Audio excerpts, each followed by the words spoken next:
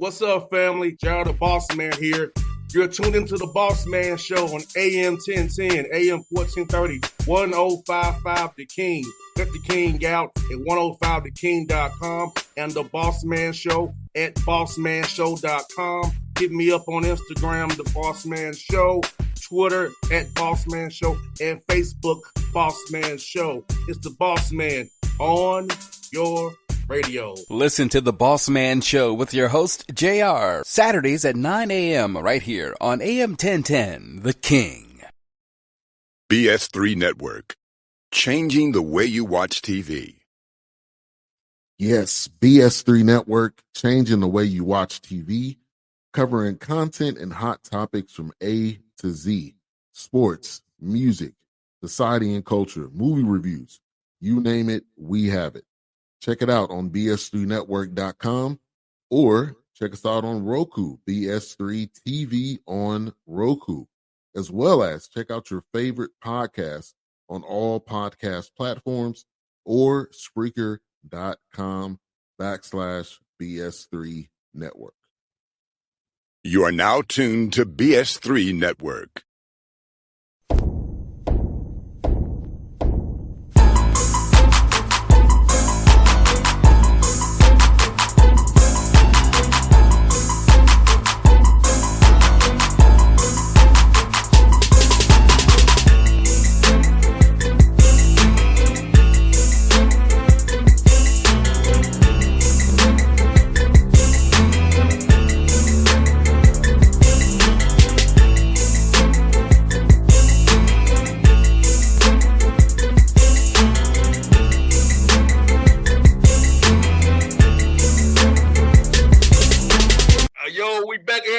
My man Boss, just JC on the Boss JC Sports Report. We back at you. Been 3 weeks off because of coverages of All-Star and the Braves, but we back at you with bringing you back to Sports Report. JC, how you feeling, my good brother?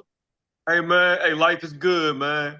I'm blessed, bro. How you doing, boss? Man, I'm good, bro. I look at the calendar, bro. I can't believe it. September 29th, less than 2 months away, which means Media Day for the Hawks and Grizz, and crazy. We back in the grind. That's 2 months, bro. Man, it seemed like just yesterday we was doing the end of season. Wrap up interviews, man. So, man, it seems like time is just flying by, and like you said, 2 months away now, man. And got some big news about the Grizz, bro. No doubt. And Jason, let me ask you about the Grizz move. So you move out Desmond Bain, bring in Jeremy Jackson Jr., KCP is he got extension. You bring back Ty Jerome in on the room exception. Santi Aldama, 3 years with 30 as a team option. So, what are your thoughts on bringing back Aldama? We didn't know he was gonna come back when we were left at FedEx Forum on the 24th when they got swept. We saw about that taking pictures out there by himself with his family. Yeah. He's back, and man, you just had to bring up. You just had to bring up the fact they got swept, huh? You had to throw that in there. I wasn't trying to, bro. It was just the fact of the matter. We was there. We saw it live. But what thoughts on the move the Grizz made with taking Bain out, bringing in and Ty Jerome and KCP to replace Desmond Bain pretty much. Go with Jared and Jai. What you got left? Yeah, it was expected, right? Like we all knew at the end of the season that something had to give, and you figured that Bain was probably the likely target, being the fact that he's a good player, right? But he's never been an all-star, and he did show some inconsistencies this year with his shot, right? So I think it could be a win-win for both sides. I really like what it's going to do for Orlando, but to speak as far as for the Grizzlies side of things, I like the moves. You got the capital with the draft picks, the assets there with the first-round picks. You got a guy in KCP, a proven veteran wing defender, a guy that, I think is going to be motivated to play much better this year than he did for Orlando.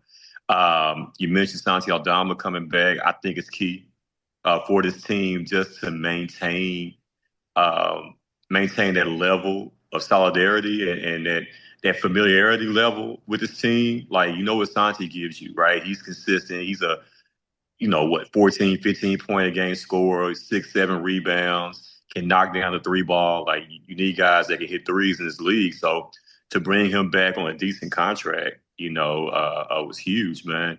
And, JJJ got his money as well. With Jai out there in China, about to break his neck. Almost getting hurt again. Right. Like that's the biggest fear we have right now. And then, Ty Jerome is a sneaky, nice little pickup also. And really the Grizz may have gotten him on a discount because Ty Jerome didn't play well in that playoff series, with Cleveland. So, the fact that you got him probably for a little bit cheaper than you normally would, a guy, he's kind of like, to me, you know who he is, man? And maybe this is sacrilegious to say. To me, he's kind of like the white Vinny Microwave Johnson. You remember Vinny Microwave Johnson with Detroit? I do. This instant offense off the bench. To me, Ty or Jerome T.J. McConnell. Yeah. But to me, he's a better scorer than McConnell.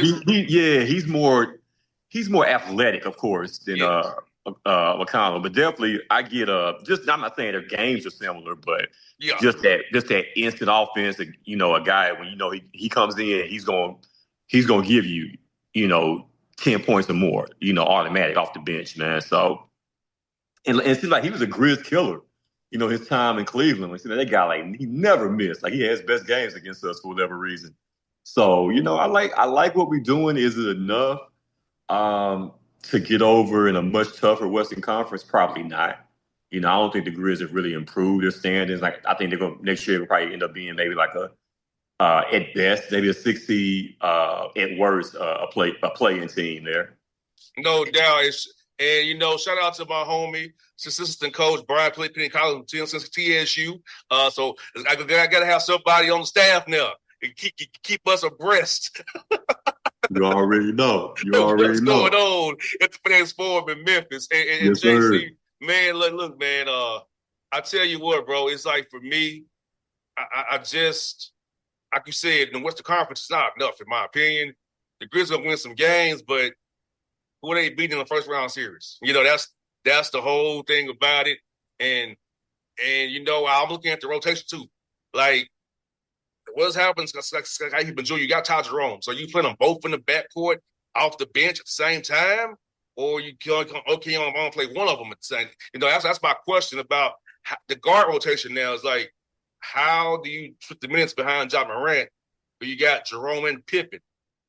And I don't know if because of politics you play Jerome over Pippen and lose his development. He's shown you over the past year. So that's a question for East Low and the staff. But like, how do you split them backup minutes behind Ja Morant between Pippen, to me, and Jerome? I think that's why you pay Tomas Isolo. That's why you're paying them the money that you're paying them to figure those things out. But if I was Isolo, I would consider maybe playing Ja and Sky together.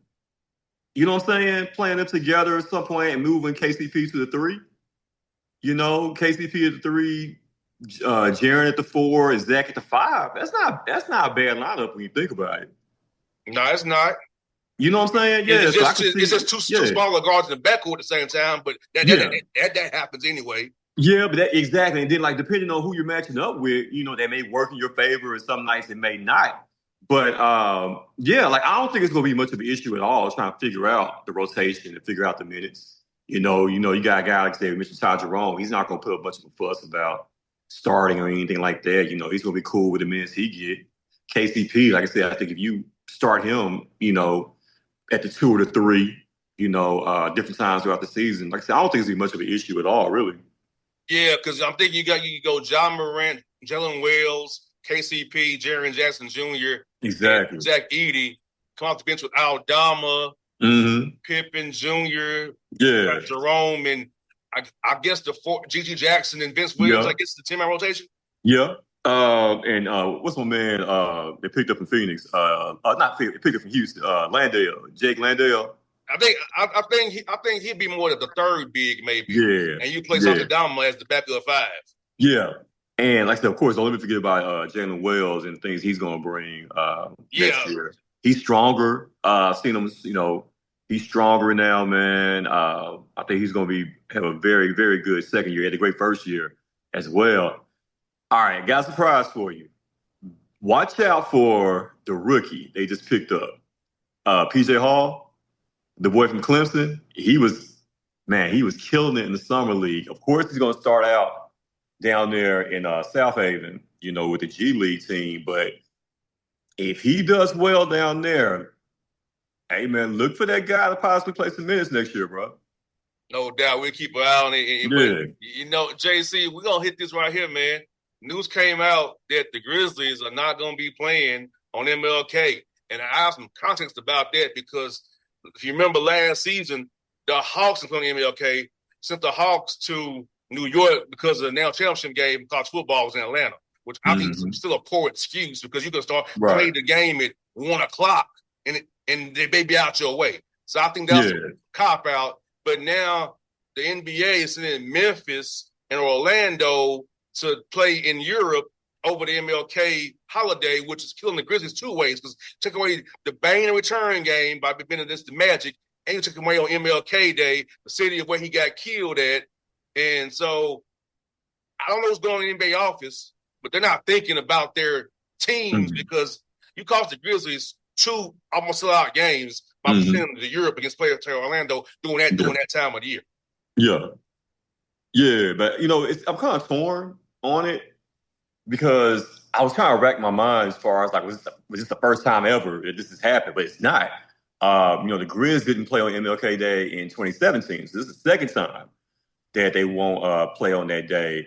I'm torn as far as like thinking, it sucks that of course.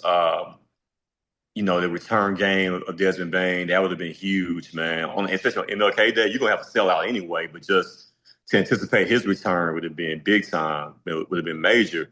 But at the same time, knowing that this is not the first time this has happened. Like, I guess maybe the Grizz are so terrible then, like, I didn't even realize that they didn't play back in 2017. But, I think, okay, so if here's a compromise. You should still, like, do something. I think in the forum that day, right? Still do something because with the game over in London or wherever, the time is going to be crazy anyway. So if you could still do like an MLK, like how they do the symposium where they bring in the legends of the game, you can still do that. You can still do that, man. And I would even think about if I was the Grizzlies, making even like a concert. You know what I'm saying? Maybe like a gospel concert, bring in some big gospel names. And you can still pack the house with that, have a symposium, do the MLK honors, and have a gospel concert, man. Yeah, they could do that, So here to see if the Hawks play MLK Day this year, because there's no excuse now because their championship game ain't gonna be in Atlanta next MLK Day. But I do feel like they could have played the Hawks game at noon or 1:00 and got out of the way for 8:30 at night. You know what I'm saying? Exactly. I think that was a cop out, to be honest with you. I feel you, bro. It would have been out of the way if you played the game at 1. Yeah. So, but they sent him to the Garden last year for that. You know what, JC, man, I was thinking about this too. I don't know how you feel about it. I think I like the City Edition gear of like the Hawks and the Grizzlies and the Braves more than the original edition gear. You know what I'm saying? Like the Hawks stuff, I don't really care about it as its natural form. Same with the Grizzlies. I like the Vancouver. I like the Memphis Sound look.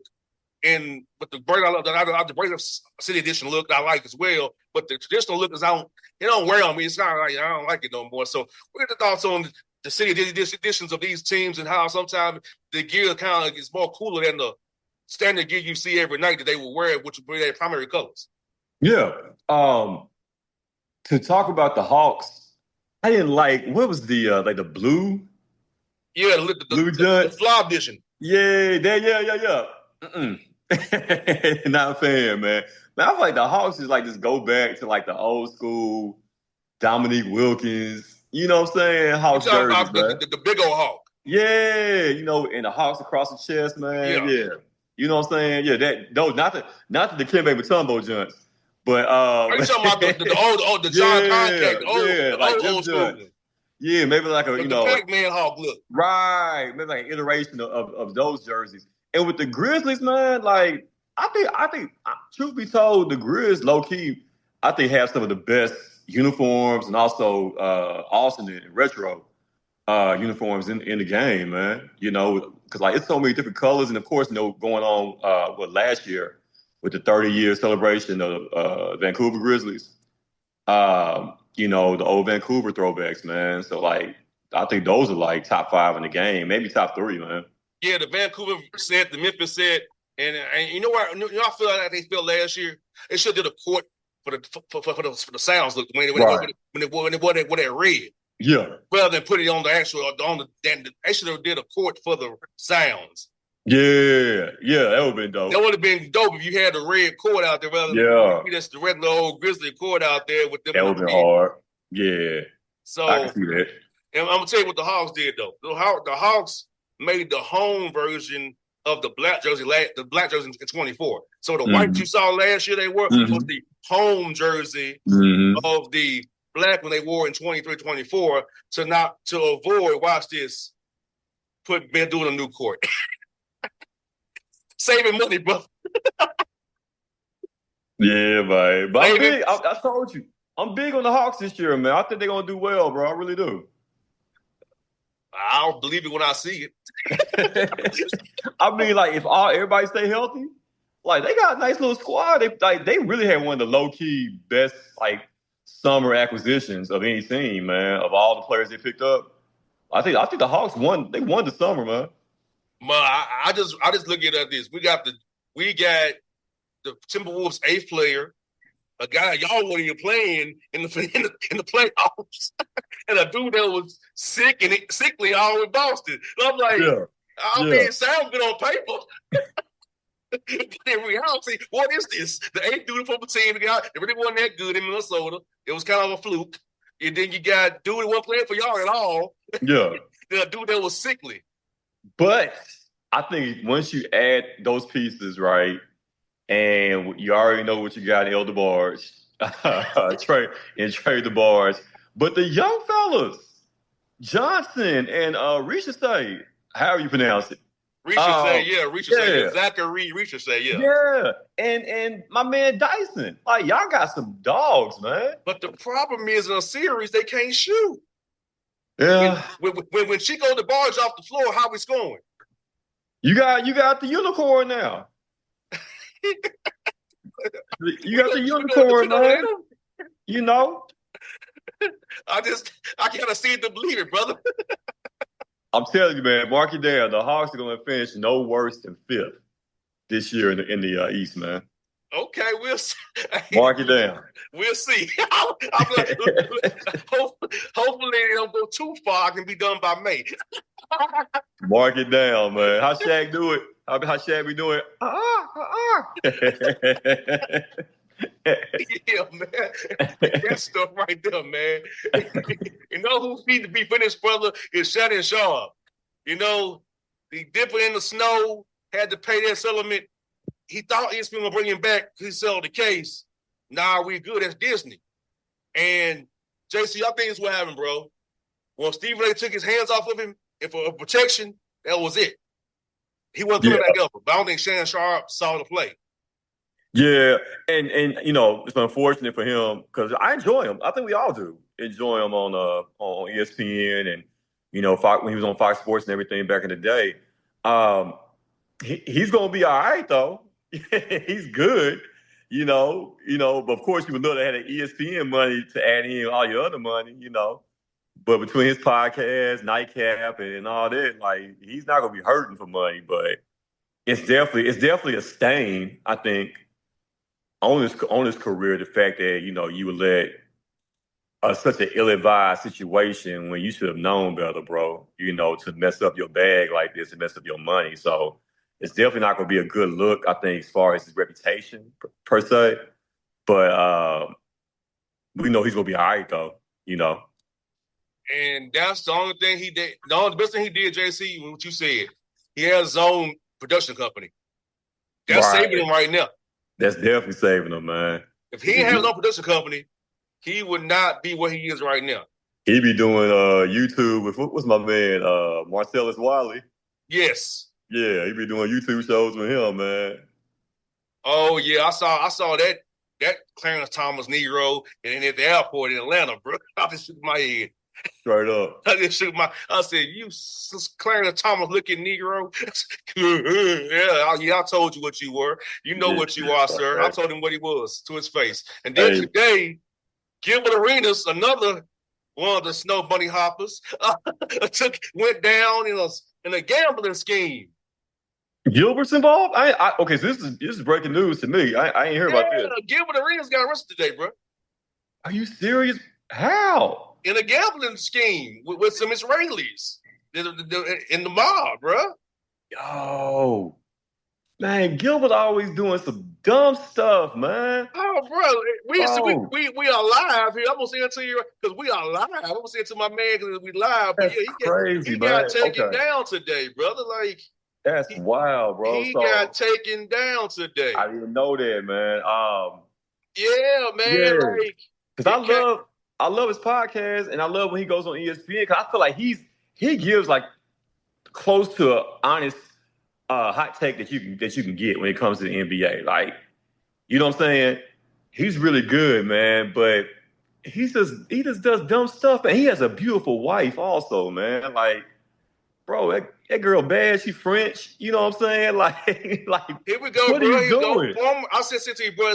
Former star Gilbert Arenas and 5 others, including a suspected Israeli transitional mobster, were arrested today on Dave, allegedly of operating illegal gambling business inside his house in California. Big dummy, man. So he's in trouble. He got Marcus Morris in trouble for I did see that. in Vegas playing around. Hey, bro, somebody put on Twitter that Stephen A's the police. They all on first take. Now they're in trouble. Exactly, man. And then the Morris twins is messed up now. Because now the other twin, like, even though he may be innocent, he ain't gonna be able to get no work. No, because not of at his all. brother, man. Yeah. Don't away the bag just because, like, bro, they say he was passing bad checks at the casino. Yeah, I saw that, man. I'm like, dang, bro. Ridiculous, that's crazy, bro. Like, it's crazy, JC. That's crazy, bro. Like, crazy work. These dudes crazy. Man. Nasty work, bro. Knowing them dudes made, probably 20, 30, 40 million in their careers, man. Yes. And still doing it. Maybe even more than that, man. Yeah, it's ridiculous. Let's go to your team, JC, the NFL, the Cowboys. They're doing the dance again, bro, by not trying to pay old boy Micah Parsons. They're taking shots at dude. Yeah. Like, what are your thoughts on your team, man, with him doing this again with y'all star pass rusher? Same song, different training camp, bro. This goes all the way back to 1993. Emmitt Smith coming off being the leading rusher, coming off a Super Bowl, right? It's time for a renegotiation. Jerry Jones wants to play hardball, saying the Cowboys, something to the effect that Emmitt Smith is not a necessity for the Cowboys to win, something like that. Paraphrasing. Start the season, they start 0-2. Jerry calls Emmitt up, they work out a contract, right? It's the same thing happening now, man. Just same song, different player, man. So Micah is going to get paid, right? He's going to get paid. He's one of the best defensive players in the league. He's young. They're going to give him his money. What Jerry likes to do, Jerry likes to win the headlines. He wants everybody talking about the Cowboys, regardless of how good they are, how bad they are. He wants everybody talking about them 365, 24/7. So this is all it is, right? The only difference is it does seem a little bit more personal now than it did with CD last year, than it did with Dak, right? As well. Like there was never any shots thrown. They just always waited to the last minute to get the deal done. So that's why this one feels a little bit different. But I'm hearing that the reason why they're throwing little pot shots is because they don't like what Micah has been saying. Because, Micah has his own podcast and everything, So Micah, he's a free spirit. He's going to say what he wants to say. So that might be the reason why there's been some, shots being fired back and forth. But, man, listen, once he gets that guaranteed, 40, 50 million, to become the highest paid defensive player in NFL history, everything gonna be all right. JC, do you feel like him being naive and kind of stupid He should have held out and not showed up. He could have got more. He should have. Yeah. Because you're on your rookie deal, so your fines can be waived. Like McLaurin and Hendrickson, the Bengals. Right. They can waive your fines. Right. Why did you show up? I think he was trying to show good faith, right? Like it's business though, bro. It's business. Yeah. That's why I'm like, what are you doing, dude? Yeah. I would hope if I was his agent, I would definitely tell him, don't you go. You know, you can show good faith all you want, but we're gonna get you this bag, bro. So you be the highest paid. You know, he's gonna end up probably getting what, $1 more than TJ Watt. You know, I think it's all said and done, but it's definitely gonna get drawn out. You know, to probably like the week one, season week 1, yeah. Like you did with Dak the day of the game, give him an hour before the game, right? Yeah, bro. So yeah, man, I just thought that out there to you, bro. I sent you this story about a Florida woman who was arrested and charged with aggravated assault with the intent to kill. She reportedly farted loudly in a dollar store and then pulled a knife on the man who complained. That's crazy work, bro. That's diabolical. Now, I've heard people rip one off on the house before, but I just went the other way. I ain't gonna go walk into it, but you know, bro, in Florida. Crazy work, bro. Crazy work. Yeah, man. Listen, Florida. I'm never surprised at this point. You know, it used to surprise you back in the day, but it's just commonplace, bro. You know what I'm saying? And then we got in Orlando, a race-about couple tried to threaten to hang a black man for a tree and call them an N-word for knocking on the door, being a sales. I saw that. The sales guy, yeah. I saw that, man. I hope everybody finds out where they work at, where they stay at, and they go harass the hell out them folks, man. They need to be fired from whoever their employer is, first off. But yeah, man, it's just and you saw the trauma, the sadness in that young brother's face too, man, knowing that he's just there to do a job. And even if you are racist and don't like black people, there's still a way to go about it. You know what I'm saying? Like, yeah, just don't even answer the door. Or if you do answer the door, say no thank you, you know, and just close the door. You know what I'm saying? But all that, see, God don't like ugly. They gonna get theirs. And last one I got, JC, it has happened up in Marietta in Cobb County. A black man who was an Amazon worker they called the police on him because he was in the neighborhood causing a ruckus. He's just delivering packages.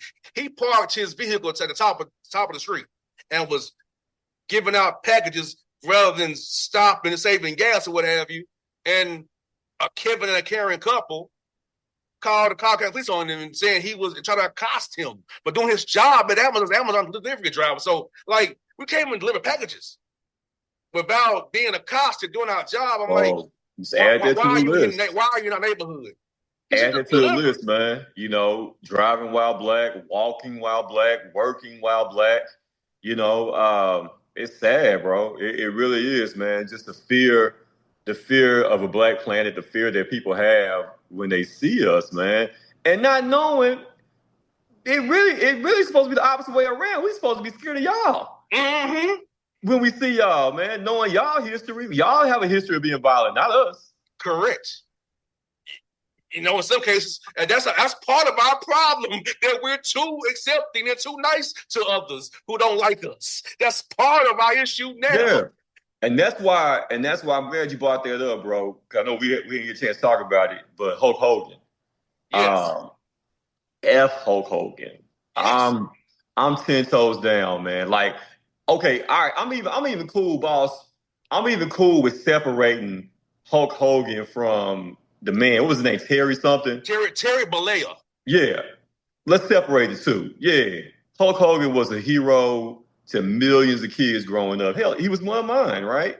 I can separate the man from, you know, the wrestler. But the man himself was a POS. And you know what POS stands for? Yes. You know what I'm saying? He was the worst, bro. Like I already knew he was trash. That situation that happened with his son and the guy, his friend, who got in an accident and died, right? And his daughter, Brooke, yeah, don't deal with him because he told her not to date a black man. Yeah, that part with the audio and everything, man.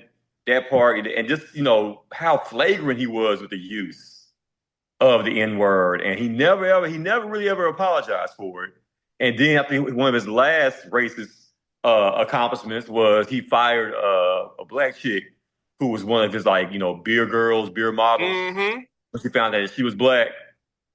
You know what I'm saying? So yeah, nah, screw that guy, man. Matter of fact, I lost some friends over that last week, man. Some guys I grew up with, back in the day, man. Because they were posting rest in peace, Hulk Hogan and all that. And I just politely, told them who Hulk Hogan really was, man. And, bro, I'm at a point in my life. We're at a point in our life where who you support determines whether you're racist or not. We're at that point now. Exactly. I'm saying if you support the current regime, you're not my friend. You're not my friend, bro. And that's fine. Like, I'd rather you let me know. You know what I'm saying? Let me know where you stand.